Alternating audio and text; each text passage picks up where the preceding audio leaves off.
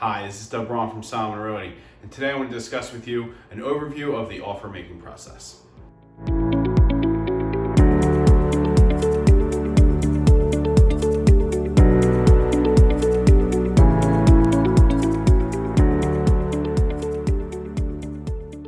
Okay, so you've reached out to your real estate agent.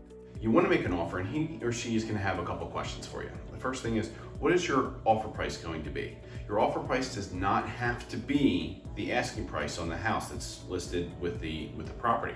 You can go in lower, you can go above, depending on if you're going to ask for seller assist. So this is something that you're going to work out with your real estate agent. What's the best angle to go in? How long has the property been on the market, and so forth. All right. The next thing that he's going to ask or she's going to ask is, what is your deposit amount going to be? You typically, the larger the deposit, the more serious you are about the property. This deposit is usually put in within the first 5 days of everyone agreeing on the contract, and you actually submit it to the brokerage of the seller's agent, and they hold it until you go to settlement, and then they bring a check for that amount, and you bring in the additional amount. It's kind of like paying your closing costs up front. All right, the next thing will be your inspections. Usually on a contract, it gives you 10 days to perform all of your inspections, as well as provide the seller with notice of any repairs that you want or money off or so forth. The big inspections that most people do are the building, the home inspection, the termite inspection to see if you have any wood destroying insects. There's a couple different kinds other than termites. And the last one would be radon. Radon is a radioactive gas that comes up through the earth that is one of the major leading causes of lung cancer. So there is actually a really reasonably priced, effective way to treat for this, but you want to know going into buying this property whether or not it has radon. Oftentimes you can get the sellers to pay for the radon remediation system. There are also a couple other contingencies that you can discuss with your real estate agent. Really depends on what type of property you're buying, your personal situation, so that's a good discussion to have with them.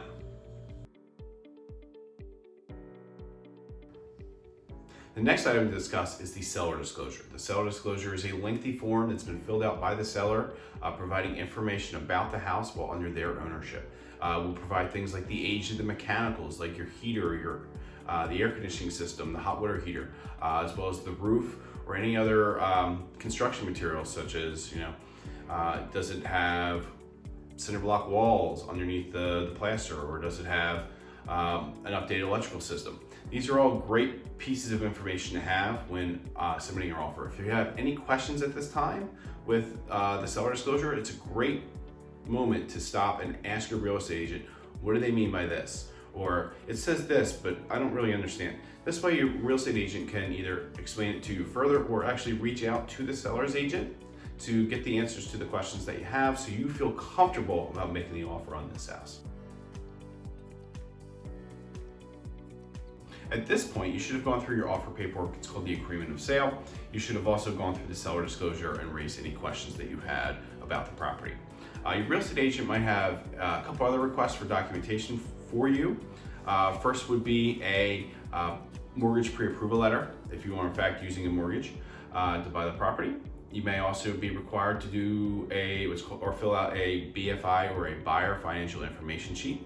This is like a financial resume that you will provide to the sellers. It's going to list your assets as well as any liabilities that you have. This way you can show the sellers that you're a strong buyer. The last thing that you may want to include is a personal letter to the sellers. A lot of times if you have multiple offers on a property, these personalized letters can make quite a difference.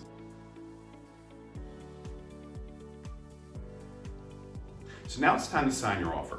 Your real estate agent is going to ask for your email address. They're going to send the offer paperwork to you through a program called DocuSign. It allows you to sign the paperwork remotely through a phone, a computer, or even a tablet. This allows you to get the paperwork back to your real estate agent so they can actually get that offer to the seller's agent as fast as possible. I hope you found this information both helpful and educational, and best of luck on your offer, and remember, the Solomon team is always here to help.